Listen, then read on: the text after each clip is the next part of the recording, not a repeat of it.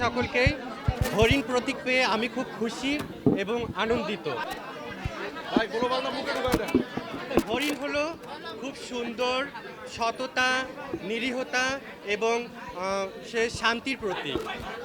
আমাকে এখানে আজকে আমাকে সমর্থন জানাতে, আমাকে সংহতি প্রকাশ করতে এখানে আদিবাসী জনগোষ্ঠীর প্রতিনিধিরা এসেছেন, এখানে দলিত, হরিজন, এখানে বিশেষ চাহিদা সম্পন্ন জনগোষ্ঠী সহ বিভিন্ন প্রান্তিক জনগোষ্ঠীর মানুষ, সমাজের পিছিয়ে রাখা জনগোষ্ঠীর মানুষ আমাকে সমর্থন জানাতে এসেছেন।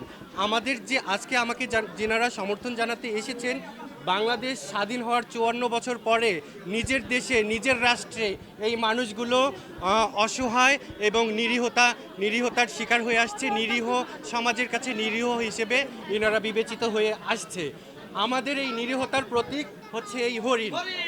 এই হরিণ শুধু নিরীহতার প্রতীক নয়, এই হরিণ যেমন নিরীহ, শান্ত, একই সাথে সে দ্রুত সিদ্ধান্ত গ্রহণ করতে পারে, দ্রুত সঠিক সিদ্ধান্ত গ্রহণ করতে পারে এবং দ্রুত সে সচেতন।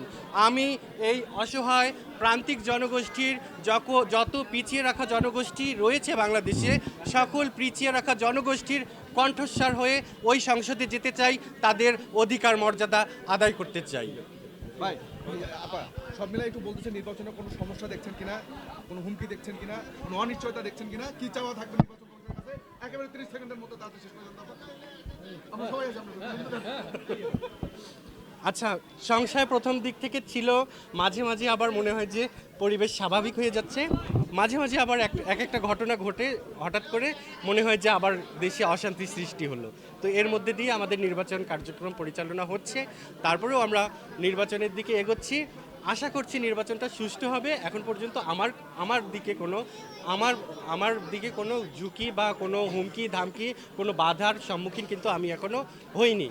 আমি আশা করব আমি যে ভোটটা পাবো, আমাকে ভালোবেসে, আমার ভোটারগণ আমাকে ভালোবেসে যে ভোটটা দিবে, সেই ভোটটা যেন সংশ্লিষ্ট কর্মকর্তা, নির্বাচন কমিশন, প্রশাসন, ওনারা যেন আমাকে বুঝিয়ে দেয়। এবং আপনাদের প্রতিও অনুরোধ থাকবে, যেহেতু আমি প্রান্তিকতা থেকে এসেছি, আমি প্রান্তিক জনগোষ্ঠীর প্রতিনিধিত্ব করতে চাই, আমাকে একটু কেয়ার করবেন। আপনাদের মিডিয়া কর্মীদের প্রতিও অনুরোধ থাকলো, প্রশাসন এবং নির্বাচন কমিশনের প্রতিও এই অনুরোধটা থাকলো।